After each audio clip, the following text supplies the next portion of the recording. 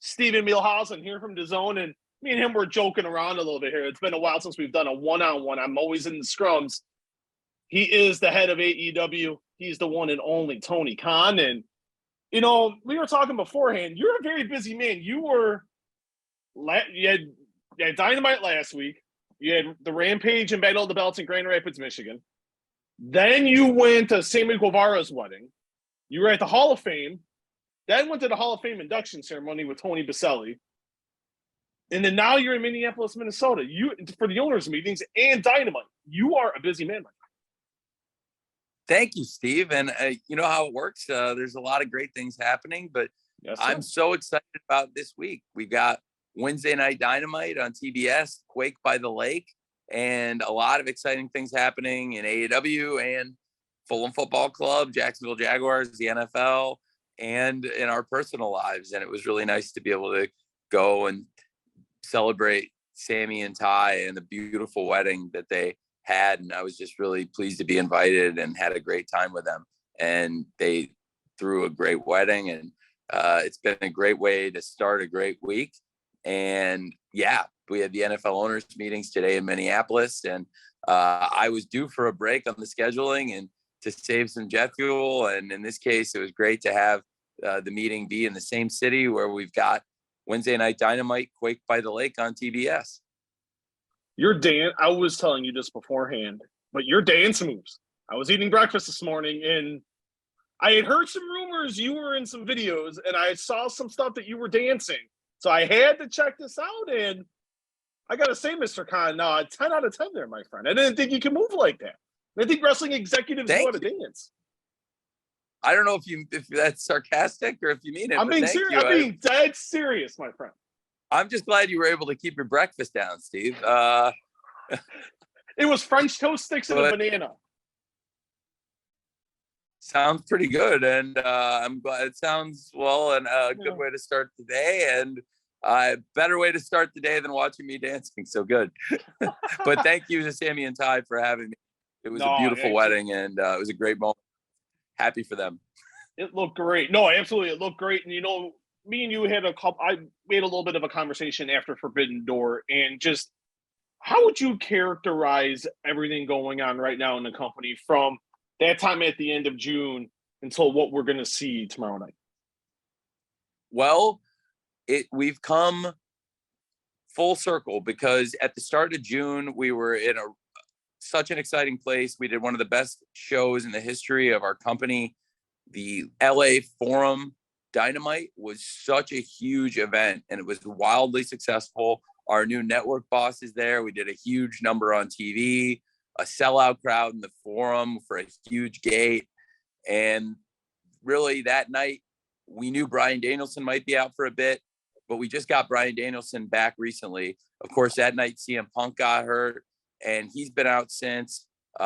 We've had Adam Cole and a lot of AEW stars out, and we're only now getting to where a lot of the big names are coming back. Bryan Danielson's back in action, and you know, his last match had a shocking ending, and I think that's kept people wondering what's next for Bryan Danielson in the ring. But we have so many great stars that have been away from AEW, and what we've been able to do this summer is really special. A lot of plans changed going into Forbidden Door, and that's why things were a little all over the place going into the show. But there were a bunch of great matches in June, including a Road Rager show that was stacked top to bottom and had great matches. And then Forbidden Door was a great pay-per-view. I think one of the best ones we've ever been associated with. And it was the beginning of a great pay-per-view partnership with New Japan Pro Wrestling. And then since then, the summer, the ratings have really been strong. We've had 7 weeks where 6 out of the 7 weeks, AEW Dynamite has been the number one show on Wednesdays. And then we had one Wednesday where we were number 2 a few weeks ago, Yankees, Mets, both in first place. And that was a big deal. And that did a big number. And that was actually top number all week. That was, around the top. And then, so even that 1 week out of the 7, we were still pretty consistent with our numbers. And it was just a big outlier event that night on Wednesday. And so we've had that number 1 spot last week and 6 out of the last 7 weeks. Rampage last week back in the top 5, our best number in a while. And as the roster gets stronger, Dynamite will continue getting stronger, but also Rampage is going to get stronger and stronger as more and more of the top stars are back. And I just am really excited to have a consistent all-star lineup. Again, we've had so many of the big stars in AEW step up, and it was a really successful summer, largely because the wrestlers and the staff and most of all the fans stepped up and kept AEW Dynamite #1 through the summer. Because I look at it as, at the Zone, we're a subscriber-based business. People view us on subscriptions. People view you guys based on ratings. Do you feel like too many people make a big deal out of ratings? I don't know. I think it's important. It seems like a metric that wrestling fans have followed for decades to really track a promotion's success. It didn't really become a thing that was widely publicized and disseminated, not just among wrestling fans, but even by media covering wrestling. There's been a lot more interest in it since the Monday Night Wars of the 90s. And it's a metric that's stuck with us and people have used to track the success of promotions. And absolutely, I think the ranking is what's emblematic of what's happening in TV at that time and place. And in the current cable and satellite universe, there's a ton of money in rights fees, and it's brought a lot of interest to pro wrestling business. And I've been able to leverage it into building a pretty big business over the last few years. And our competition, WWE, has done a great job in building their TV business and generating huge revenues through multiple TV properties. No company besides them has ever generated hundreds of millions of dollars through TV and pay-per-view as we have done in our relationship with Warner Brothers Discovery and the pay-per-view business we built for AEW. So AEW is doing something really special, and it's only possible because of the wrestling fans around the world who've supported the business over the last few years. And we're constantly making new fans all over the world with AEW in 130 countries now. And it's a great time to check out AEW this week if you haven't seen it. The card for the Quake by the Lake this week on Wednesday Night Dynamite is just stacked. Love it. And huge matches top to bottom. And this represents the start of a really exciting road to All Out, which is one of our biggest events coming up next month. And then coming out of All Out, going into one of our biggest TV events, AEW Grand Slam in New York. You talked about Quake by the Lake, the big rematch tomorrow night. Mox, Jericho, interim AEW heavyweight title. And, one of the things I like that you guys do is you don't do an overabundance of rematches, because we got a big trilogy fight coming up on September the 17th in Las Vegas between Gennady Golovkin and Canelo Alvarez. And third fight, but it's been through a series of tournaments. It's been 3 times in 5 years. You're doing this, a rematch, the first time in almost 2 years. 2.5 years. 2.5. Oh my God. It's been that long. Yeah, Tony. Revolution 2020. Jericho versus Moxley. Yeah. And it was here in beautiful Chicago. And I remember being in the crowd for the media. And what's the decision-making process for you in spreading out rematches like that? And because you don't see them often, especially one like this, people were very interested in it. Now, 30 months later, it's finally going to happen. Well, it's great. Jon Moxley versus Chris Jericho was a main event of the first ever Revolution pay-per-view. That's one of our most successful pay-per-view franchises. And it started out and it's built a great reputation because the first Revolution to this day is one of the best shows we've ever done. This year, we had another excellent Revolution show, tremendous, big success. And it's grown every year since we started, year over year, just like all of our pay-per-views. And I think what we've seen from Jon Moxley and Chris Jericho since then, they've been 2 of the top wrestlers in AEW. But right now, this is the best we've seen. 2022, both of them came back. They were both out for health reasons, totally different reasons, respectively. But they both came back separately in the best condition they've been in since they joined AEW. And they're both more dangerous and better than they've been here. and they're two of the top stars. They were the first two world champions in the history of the company. And now we have the two of them fighting for that same belt, the interim world championship. Whoever is the interim world champion when CM Punk comes back is going to be in line for a big unification match. And I'm excited about that. So there's a lot of really exciting things happening in AEW and all over pro wrestling right now. And a lot of it is, here in AEW on TBS and on TNT with Rampage. And it's all due to the wrestling fans and their support and giving them big rematches on Dynamite, on Rampage.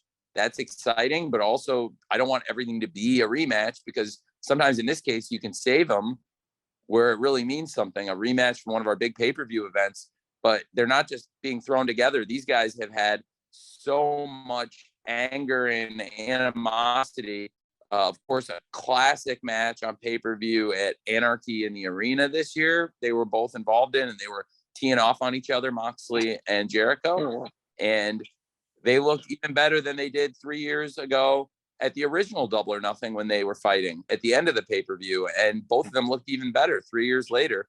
And that's what's exciting about this year. Those two have really stepped up and helped carry AEW through what has been, I think, the most challenging time with all the injuries since the original lockdown, and the way we innovated and changed the cards to keep the company going in our first year through the lockdown that hit when we had, again, going back to Revolution 2020, we had at that point the most momentum we'd had coming off that really successful event in Chicago. You were there.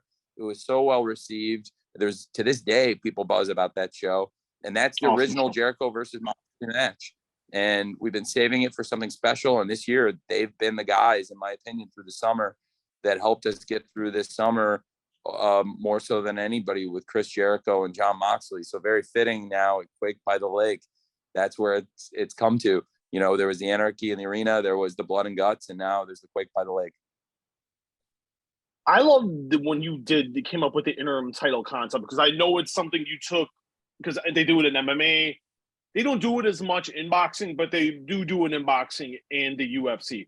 Is that where you fully came up with that concept from the other combat sports, or did you just was something you were just thinking? From the UFC is where I learned it, and they've had great success with the interim championship, because in wrestling and UFC people get hurt, and so you'll see in AEW or UFC there's been a few occasions where we've had a champion that was out for extended periods of time. So it makes sense to crown an interim champion, and it sets up a big unification match, as we've seen in AEW, and as they've had great success as an industry leader in UFC. So I think, and like you said, in boxing, it's a practice that's been accepted also. And for us, it's worked before very well. And I think now is probably the most high profile example of it in AEW's history. I have to call you out. I told it when I was telling my bosses, me and you were talking today. We were having a little powwow now, I was going to go about this, and we were wondering why, because we've seen you at some UFC shows. We're trying to figure out why we haven't seen Tony Khan at some boxing shows. Where's the love story? I'm a huge boxing fan. You just didn't know I was there. I'm a huge boxing fan. I was there when Anthony Joshua lost the heavyweight title to Andy Ruiz in MSG you were there several years ago. I had a front row seat, and I was there. I had a lot of my close friends there from England. They were very disappointed to see Anthony Joshua lose the heavyweight title, but I was there for that. I was actually there 10 years prior to this year's Double or Nothing. The last time the Heat and the Celtics played in a Game 7 was the Pacquiao-Bradley first fight.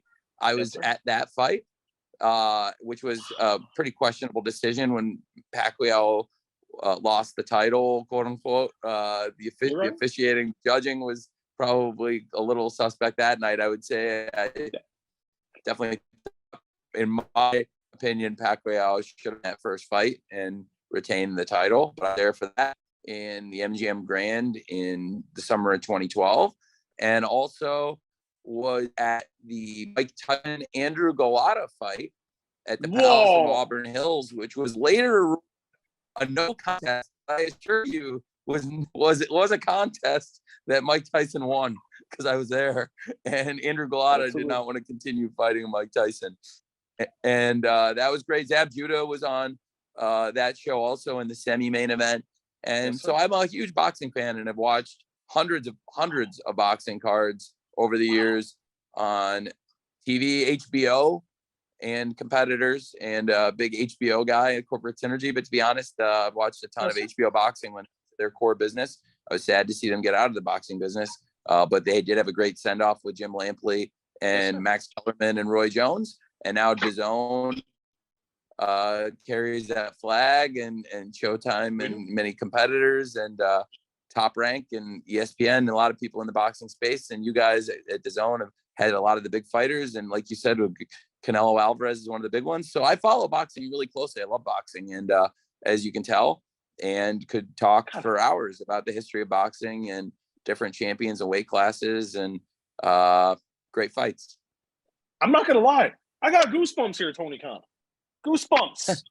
Hearing you talk about, I did not know you were a boxing aficionado. I don't know how you have time for everything, but I need to get 2 predictions from you then. Because you talked about Anthony Joshua. Him and Alexander Usyk meet August 20th out in Saudi Arabia. Does AJ regain the gold? I do think a focused Anthony Joshua can regain the championship, but I'm not an expert and not an odds maker, but I really do like Anthony Joshua, and think it would be great if he did win the title back. It'd be great for the sport, but not an expert, certainly not an odds maker on the boxing sport. You don't have to be an odds maker, as it were. You don't have to be. And I have a feeling what the other one you're going to ask me about is. You don't have to be an odds maker. It's on DAZN. It's on DAZN. We gotta get picks, Tony, because you're a famous guy, and we do little prediction videos of famous luminaries. So every famous person we talk to, we always got to ask about the big fights. And Canelo Triple G. I haven't followed the line. What's the line on that one? Canelo Triple G. Canelo is a sizable favorite. That's what I had figured, and I mean Canelo I would imagine would be a sizable favorite in that fight, and that makes a lot of sense. What about the Anthony Joshua fight? Usyk's a favorite. He's a pretty good favorite. Yeah, well, we'll see. I mean, that would also be a really high-profile win for him, and that could be good for the sport too. So that one I will be interested to see. And those are a few of the big name fighters in the sport, and those are both real big fights you guys have coming up. So I'll want to check both those out. We'll have to get you a subscription, sir. Well, who says that? Yeah, you don't know what I subscribe to. Are you a subscriber? Portfolio. I'm just gonna say, if you need one, shoot me a DM. I'm a big subscriber. I spend all my time on HBO Max, sir. So do I. I'm not gonna lie, my kids are obsessed with all the cartoons on it. HBO Max is on quite often in our house. And 2 more questions, Tony, and thank you so much for the time today. It's greatly appreciated. That's not just Corporate Synergy. There's so many great shows on HBO Max that I watch. Like, so many of my favorite shows are on there, like The Sopranos and the Larry Sanders Show, and current shows, Curb Your Enthusiasm, Succession, Barry. So many great shows on HBO Max. You are definitely not wrong on that. And 2 more questions, Tony, and time is always appreciated because I always know you're tight on time. And would you view 2022 so far your hardest year as a promoter?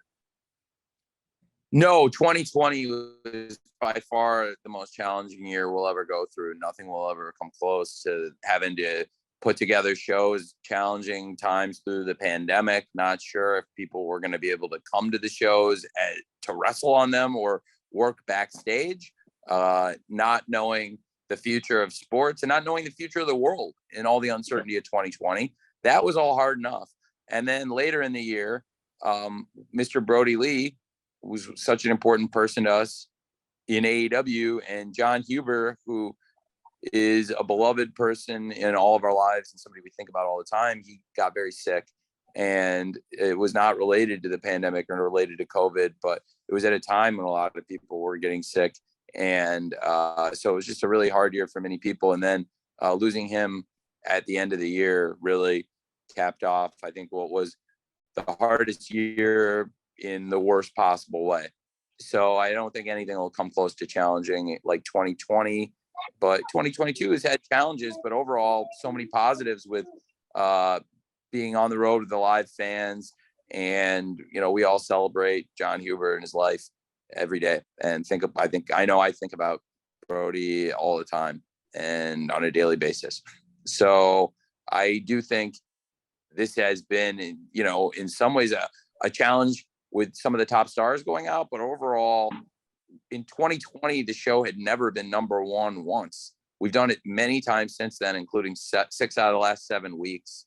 And we didn't even have a second show, Rampage, and we just did our best number in months for that show. So a lot of really exciting things about 2022 and the way the company has responded just even in the past week. But seriously, 2020 was the worst in many ways. But then the way the company responded on a business level, 2020 ended up being a really important and good year for the company as a business. But on a personal level and for all of us as people, it was just really hard year. And the reason I asked that is because also the injuries and then what's happened with your competition, with Vince McMahon out, Paul Levesque now running things. Like, I wouldn't compare that to the stuff we were going through in 2020. That was horrible.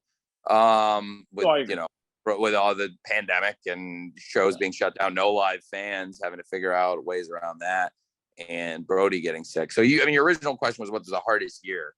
Yeah, that was for a multitude of reasons that, like I was saying, but I don't think those are all necessarily bad things. The wrestling business is benefiting, I think, in a lot of ways from changes. And for us, you asked about it with injuries. Well, we've responded pretty well to those, and the injured people and people that have been out for a variety of reasons are all starting to come back. There's a lot of light at the end of the tunnel, and we're getting close to the end of that tunnel in many ways. Sure. And it's a great time for us. We get to Quake by the Lake.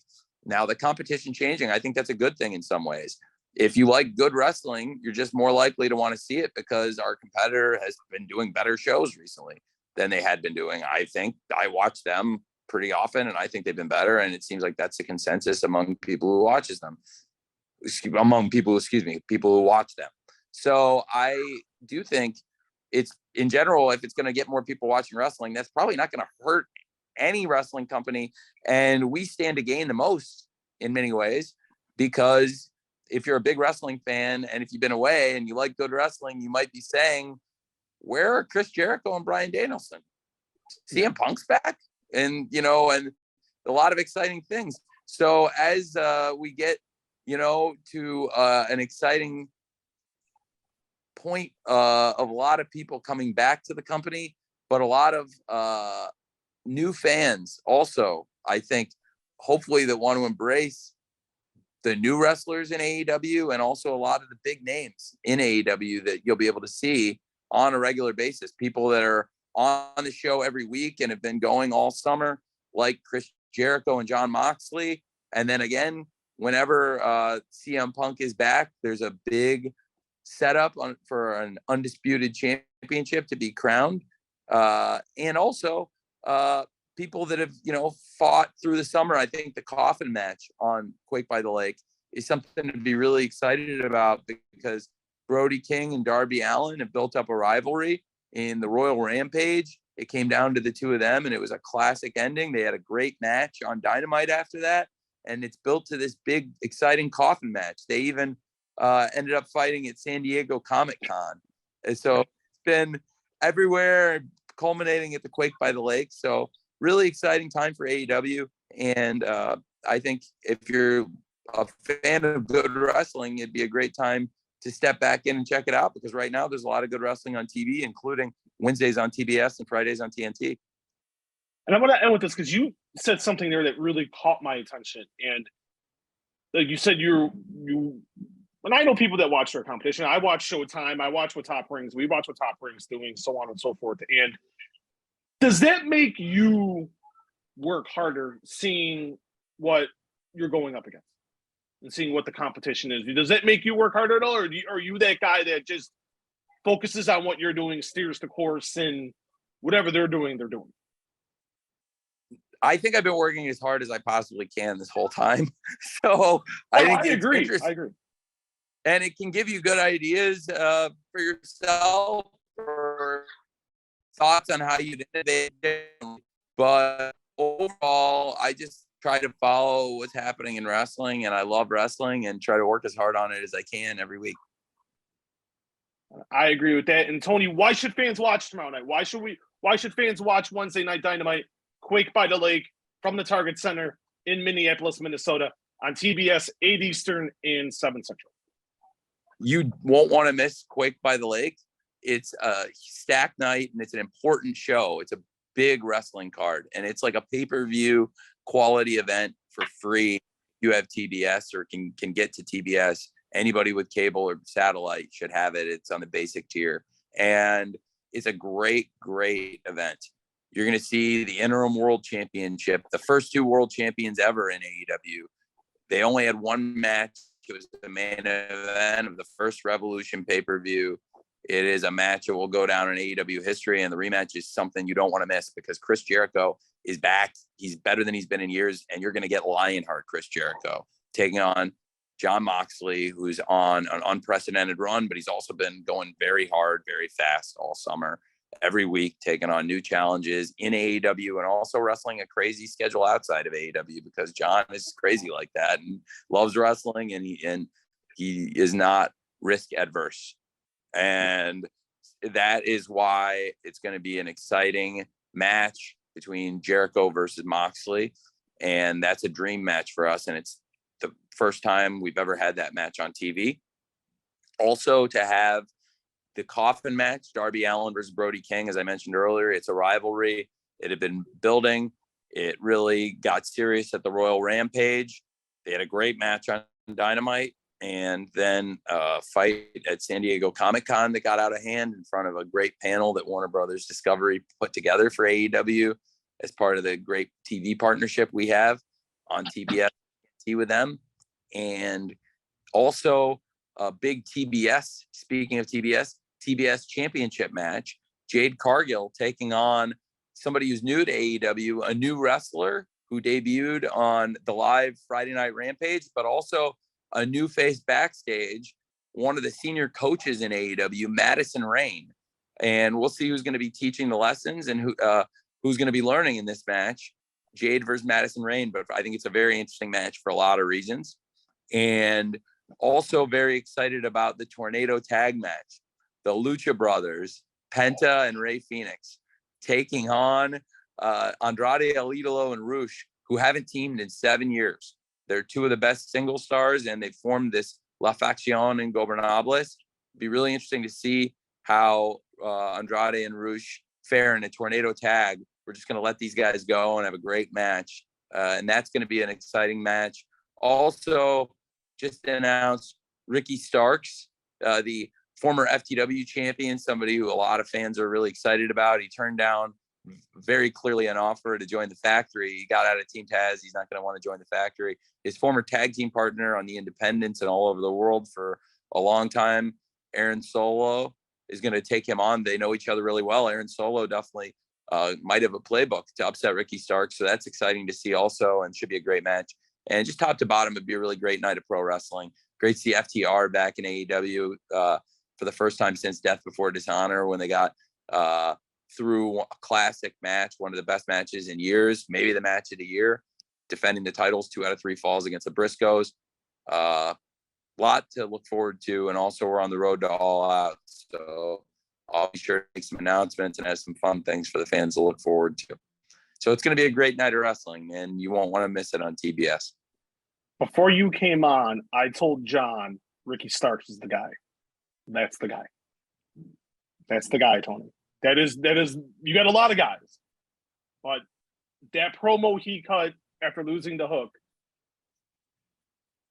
I think that he's it. Checks every box you're looking for. This is a suggestion. This is a suggestion. So I'm going to take the credit. One of the. I'm going to take the credit when he becomes world champion. Just so you know. Okay. Well, you know, Okay. We'll take the credit That's for that. But very Tony, exciting. it It's a is. big part of AEW and has been since the Daily's Place era. So that's important to us. Yeah, he just checks like you look at him and he's just that promo. I didn't think he could cut a babyface promo like that. The way he just cut that impassioned promo, and it's just like I didn't think he could do that. And I'm like, okay, now you got my attention. And then what he did last week on Dynamite, I thought was really well done as well. But a lot of great things for AEW coming up. Quake by the Lake tomorrow night from the Target Center in Minneapolis, Minnesota, 8 Eastern, 7 Central. And then you got All Out. I'm looking forward to seeing you in a couple weeks, sir. A couple weeks. The Now Arena, Hoffman Estates. We got Dynamite, Rampage, and then it caps off with All Out from the Now Arena in Hoffman Estates. I will see you in a few weeks, sir. Thank you for the time today, and best of luck tomorrow night. I think it's going to be a fun show. I will be messaging you when I see a great show tomorrow night, sir. Because me and you will. I'll send you a message every so often. I appreciate that, and I hope to hear from you. And I always enjoy talking to you, and excited to see you again soon. Coming up later, in just several weeks for All Out. It's my pleasure, Tony. Have fun. Have a great rest of the night, Tony, and good luck tomorrow. Thank you, Steve. Great to see you, man. All right, you too, bud. Talk soon. Thanks, man.